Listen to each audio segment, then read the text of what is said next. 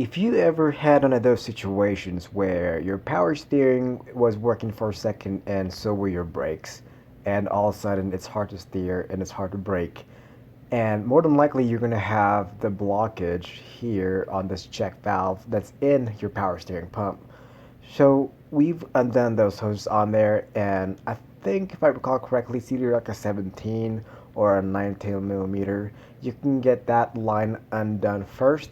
If you're not getting any kind of access from the top end, you can flip the wrench to a whole 180 so you can have the majority of it from the bottom and just get it unscrewed from there. There is enough clearance.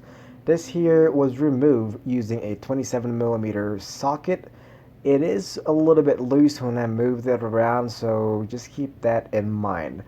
That there, it doesn't look like there's much of anything, but that is actually a really stuck check valve. I'll show you in just a second. And that's going to be the piece that was in there, and there's a spring that goes in between.